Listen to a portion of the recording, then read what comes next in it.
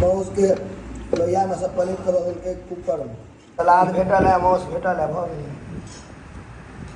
खस्सी कोन कलर के रहे देखने कोन रंग के रहे खस्सी? सबसे प्रिय चीज हमर अपन सबके भाषा में भेल सलाद आ पढ़ल लिखल के भाषा में भेल सैलेड। रास्ता पेड़ा निकलनाइ मुश्किल भऽ गेल छै। कोनो बात में जाम पड़े बा। खिरमा लग छी, खिरमा चौक से कनिक आगा एलहुँ हैं। देखियो सुता देलकै तेहन मारल के, पछिला चक्का फाटि गेलै, अगला चक्का टूटि गेलै। हाँ जिनके छै पॉकेट से मारा गेल छै। सब बिक रहता है और छै या तीन का। समस्त मिथिलावासी के हमर प्रणाम। हम प्रणव झा स्वागत करै छी अहाँ सब गोटा के अहाँ के अपन पेज अपन चैनल मिथिलांचल व्लॉग्स पर। आइ कनी रौद छै कम, आ जाके रहे दरभंगा तऽ कहलिए गाड़ी से नहीं जायब कथी से देखबै छी। एहिसँ निकलै के छै बुलेट से। क्यों ई अखन बैस कऽ जेता, फेर कहबे केलहुँ ई हरदम जाए काल में बैसे कऽ जाइ छथि, अबै काल में चलबै छथि। तऽ बस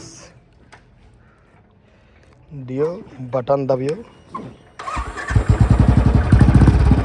विदा भऽ जाउ। खिरमा लग छी, खिरमा चौक से कनिक आगा एलहुँ हैं। देखियो सुता देलकै तेहन मारल के, पछिला चक्का फाटि गेलै, अगला चक्का टूटि गेलै। देखै छियै बाप रे, माने जे छै हैया पुल छै, खिरमा में छी आ पुल से आगा देखियो धाराशय कऽ देलकै। ई पिलर नहीं रहता तो खेत में जेतै के अगला अगर वो पिलर नहीं रहते, ओतऽ दू तीन टा देल छै लाइन से, अखन ई गाड़ी खेत में रहता। फिल्टर लगबै छै, लड़की छी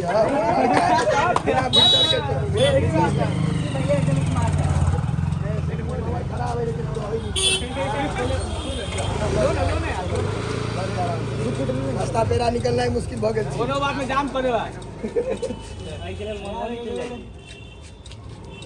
रोहित अपने है रोहित कहता हम जा रहल छी, वो अपने छी। रोहित किस दादा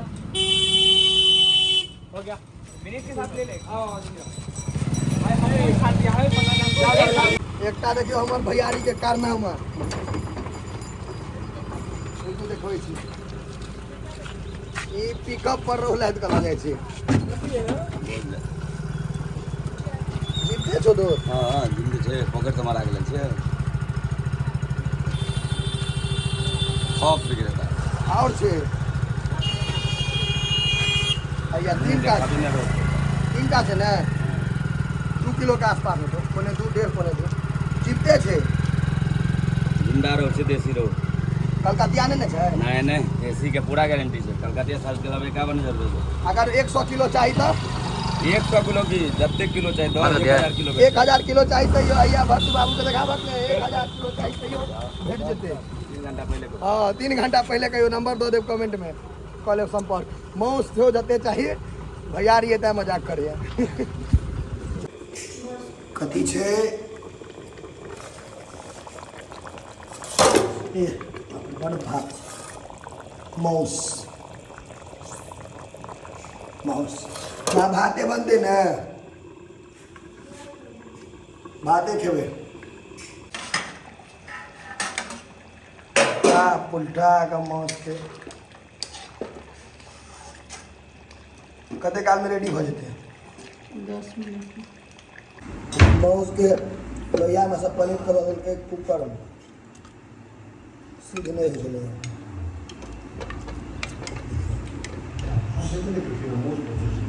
हाँ माउस कुकर से हाथ धो नहीं, भात और कर डूबी जाओ कहीं, बर्दाश्त कर। सलाद भेटल है, माउस भेटल है, भऽ गेलै। खस्सी कोन कलर के रहे देखने कोन रंग के रहे खस्सी? उज्जर। कारी वाला क्या नहीं करेली? कारी में कहै छै माउस बेसी नीक होइ छै।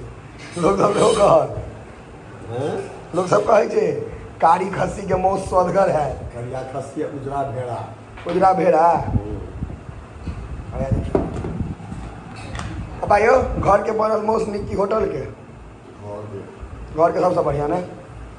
अगर हम जूड़ी बना देती तो हम तो मम्मी बना तहन खिसियार में रहते तो हम नहीं है मोन तमसाल नहीं बनबैया वो तब से हम तो बेकार क्या ये पानि गर्मी में ठंडा जल के बहुत आवश्यकता रहे छै पापा अगर माँ कहियो तो खाना मिले कहियो ना जो नहीं है हाँ तो ला ला हमारा थाली तैयार बने तो हम लोग बजा दो हाँ हाँ नहीं तो पेशेंस नहीं छै पेशेंस नहीं छै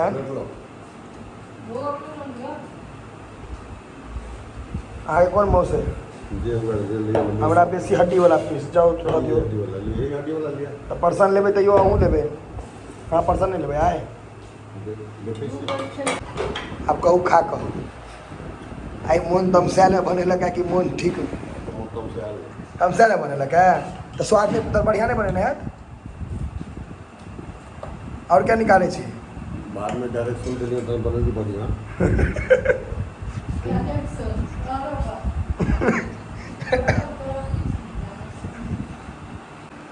सबसे प्रिय चीज हमर चाहो के सीम पर चढ़ा दै छथिन मौस चाह के सिद्ध होइ ला दै छै बेसी काल तक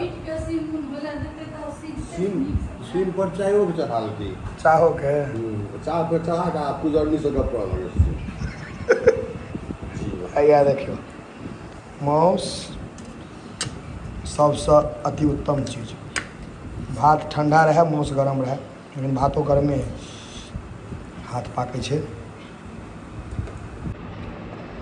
मौस आ मृत्यु सत्य छै ई डायलॉग खूब वायरल भेल रहे ने केहन सुन्दर छै यौ बेजोड़ छै ओना मौस कतबो खराब भऽ जेतै आलू कोबी से तऽ नीके रहत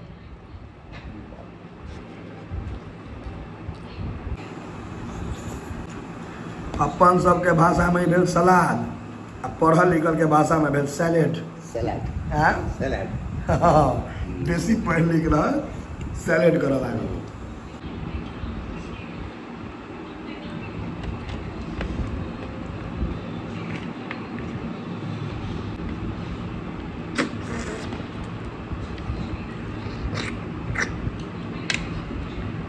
चुस्ता चुस्ता नहीं भेल कथी भेलै फोफी भेलै फोफी भेलै ने ई फोफी अलग चीज छै चुस्ता तऽ भऽ गेलै फैट